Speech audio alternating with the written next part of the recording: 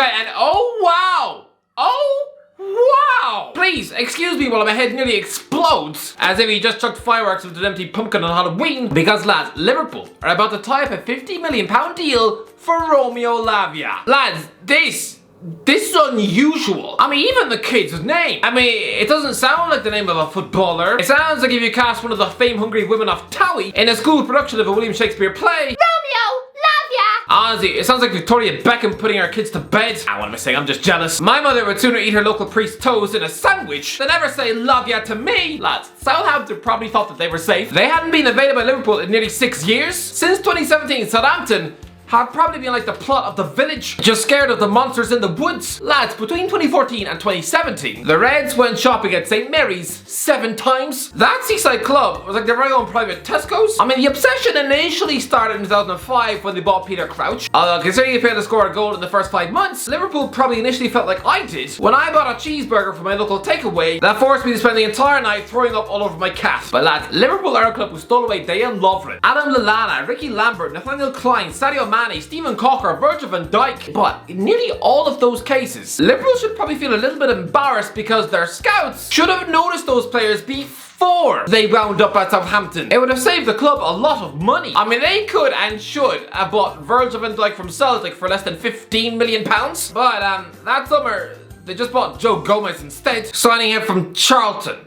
Good servant, yes, but when compared to a world-class centre-back like Van Dijk, suddenly looks about as attractive as the nun, and Brendan Rodgers should probably have targeted Sadio Mane from Red Bull Salzburg instead of chucking 20 million at Lazar Markovic, some Serbian winger who looked like Severus Snape when he was younger and fancied Harry's mum. But the most costly one, and you won't believe me, but I think the most costly one was not signing Dejan Lovren from Lyon in 2013. I mean, yeah, right now all Liverpool fans are really looking at me as if I'm just some cartoon alien or somebody who's just confessed to keeping dead puppies in his fridge. But Liverpool lost the 13-14 Premier League title by 2 points. Forget the Stevie G slip. Forget Tristan Bull. If Liverpool had just beaten Southampton at Anfield in September, that would have given the extra 3 points they needed to win the league. But no, because Southampton had just signed Lovren from Lyon, who not only marked Daniel Sturridge out of the match, but actually scored the winning goal in front of the cup. Nobody ever talks about that, but the reality is that Mauricio Pochettino cost Liverpool the league. Although, to be fair, look at that attacking trio behind Sturridge. Luis Suarez was banned for trying to eat people, so Victor Moses and Jordan Henderson on the wings, with Iago Aspas as the number 10. Are we sure Rodgers wasn't drunk? Christ, well, he had Kolo Toure right back. But yeah, if Liverpool had just signed Lovren themselves and Southampton had to buy their plan B Stephen Cocker instead, then Brendan Rodgers would be a Premier League champion. There'd probably be a statue of him in County Antrim. I mean, can you imagine the size of his ego to win the Premier League at just 41? I mean, he'd have probably instantly divorced his wife to just shack up with 4 Playboy bunnies instead. Romeo Lavia is all sorts of perfect. Lads, Liverpool have largely had huge success when shopping from this club, right? I mean, it is hard to top the Mane and Van Dijk deals. Christ, well, whilst Liverpool players, they finished 2nd and 3rd at the Ballon d'Or. Whoever saw that coming? Lads, Gareth Bale was an ex-Southampton player, flying the flag for that club scouts when he finished 9th in the Ballon d'Or in 2013. Imagine telling any Southampton fan that they would soon be signing a couple of nobodies from Celtic and Red Bull Salzburg, who would one day finish inside the Ballon d'Or top 3. It's almost too surreal to believe. It would be like me telling you that one day your wife will give birth to a son who'll grow up to be richer than Tiger Woods. Yeah, I'm pretty sure if I told you that,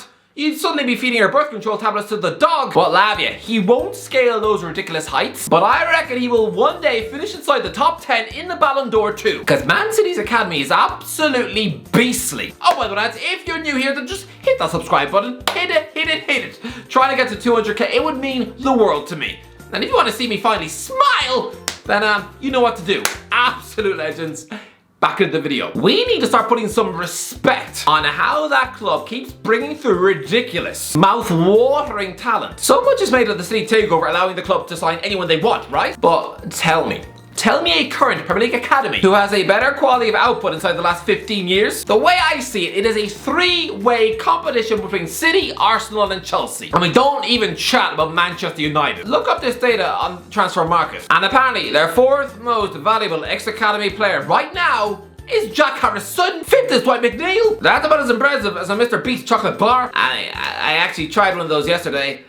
Sorry, Jimmy, but why does it taste like my granny's armpit hair? But yes, Chelsea are probably winning this one. I mean, their most valuable academy graduates now play in the first team in the starting 11 for Arsenal, Manchester United, Chelsea, Man City, Barcelona, AC Milan, Roma, and possibly Newcastle if they can get their hands on Tino Livramento. And there's also a bunch of graduates scattered in the bottom half of the Prem. As for Arsenal, Bukayo Saka, Serge Gnabry, Ebereki Eze, Joe Willock, Emil Smith-Rowe, Folarin Balogun, Emiliano Martinez, Nathan Tella, Chuba Akpom, Josh Da Silva, Reece Nelson, Wachak Chesney. It's pretty good as well. But with Man City, right, there's Phil Foden, who's worth over £100 million. Easy. Then Jadon Sancho, signed by Man United for 85 million beans. Then there's Lavia, who's going to be a £50 million Liverpool buy. Then some future world stars like Rico Lewis and Cole Palmer. And I'm predicting Taylor Harwood-Bellis to have a breakout season as a first choice Manchester City centre back. Even goalkeeping wise, I know many people like to pretend that Gavin Bazunu is a Southampton flop with wrists made from the finest Galway cheese, but I believe he's a top goalie. As is Fogden's twin, now a £15 million buy for Burnley, where he replaces Ariane Muric in net, who's another ex-Man City goalie. And don't forget, Kieran Trippier is a world-class right back, and he came from City's academy years ago. I'm also predicting big seasons in the Championship for the likes of Samuel Edozie and Shea Charles at Southampton too. City's academy is very, very good. And I'm guessing there's no photo of Loris Karius on the alumni wall. In fact, the City scouts have probably since burned his clothes and any item of furniture he may have touched during his 2-year spell at the Etihad. I mean, if his mum ever rings up to request photographs of her son, they probably immediately hang up and report her to the police. Even the woman who probably used to make him breakfast in his digs has probably since been buried at sea. But Lavia, I know he wasn't at City for very long. Just 2 years from 2020 to 2022, and he was only actually spotted thanks to the Kevin De Bruyne, because there was a youth international tournament in Belgium, literally called the Kevin De Bruyne Cup. He invited Pep to come and watch, and he spotted Lavia with his very own eyes. And voila, he was a Manchester City buy at 16. Did I really just say voila? Well, lads, he is such a special player. So good, in fact, that after just one game against Chelsea, where he scored in that 2-1 win for Southampton nearly a year ago, Todd Bowley was ready to write a £50 million paycheck. Chelsea were literally trying to sign him just weeks after Southampton did for just £8 million. How desperate is that? It just reminds me when Derby County tried to buy David Nugent from Portsmouth, literally weeks after he moved from Preston North End. I mean, get your own shopping list. It's like wanting to steal your own brother's toys on Christmas Day. It's like Chelsea had no shame. Instead of spending last June and July just nervously wondering about whether or not he should send Ronaldo a text, Bowley could have literally snapped up both Enzo Fernandez and Lavia for less than £20 million. You cannot legislate for that level of buffoonish incompetence. If I was Chelsea trying to hijack this deal, I don't know, it's not really a good look when you have to pay ridiculous big money for players who you could have and should have signed for a lot less cash if you were on the ball. One, fair enough, but two? I can legislate for Enzo maybe, but not Lavia as well. It would be like Man United paying a world record transfer fee for Paul Pogba when he literally came from their own academy. Fine, that was one embarrassment. But imagine if 1 week later, that same transfer window, they'd also paid £50 million to bring Wilfred Zaha back. No, just embarrassed. No. That'd have been a field day on Twitter. But Lavia will sign for Liverpool. And what an amazing buy he's going to be. What sort of player is he? Well, he's a brilliant defensive destroyer who's also brilliant on the ball. He's got excellent technique and awesome passing range. He's big, he's imposing, he's scary, and he's got a much higher ceiling than Fabinho. I mean, he's only 19 years of age and was playing week in, week out in the Premier League. I know he got relegated, but so, Gini Wijnaldum was officially a championship midfielder when Liverpool bought him, and he helped you win the Premier League and Champions League. I mean, what was Fabinho doing at 19? Oh wait, actually, he's playing for Real Madrid. Right, I forgot about that. Okay, scratch that then, But Lavia, he is still an absolutely brilliant player. Liverpool fans should be so excited for this one. He is an amazing signing. It's unbelievable. It's unreal how good he is. This is a guy who could easily slot into the Man City midfield now. Guardiola and the recruitment team at City don't make many mistakes. Well, I actually think agreeing to pay Leeds £50 million for Calvin Phillips, instead of just giving Lavia a proper chance last year, that will now go down as a really big mistake in the history of the club, and something that will stick in their throat for many years. A bit like how Chelsea will regret not giving Kevin De Bruyne a real chance in the first team between 2012 and 2014. Instead, prioritizing Oscar instead. That was a huge mistake. That was a really big one, because Oscar was actually younger than De Bruyne when the Belgians saw Chelsea sign the Brazilian just 6 months after buying him from Genk. He'll have been devastated. Chelsea were just signing the flavour of the month from the Olympics.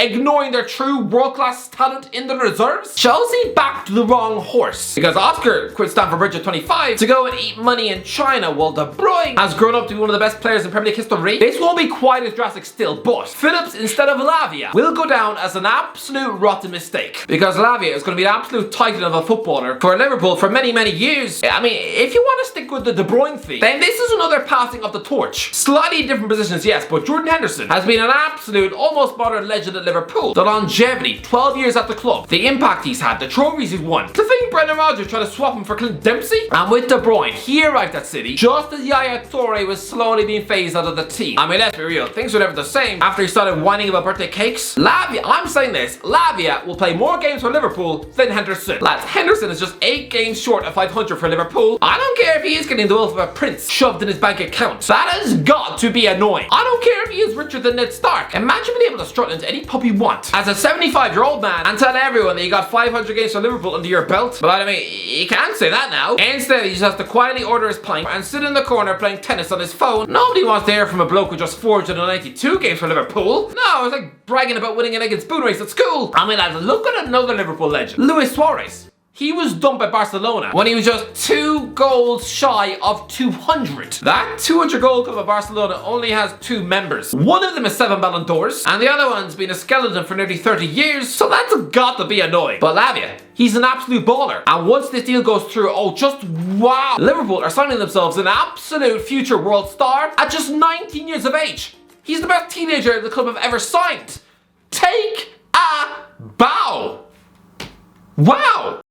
Anyway, that's the video. Let me know in the comments below, what do you think? How well will Lavia do? Let me know in the comments. If you enjoyed the video, don't forget to give a like, subscribe, and as always, I'll talk to you in a while.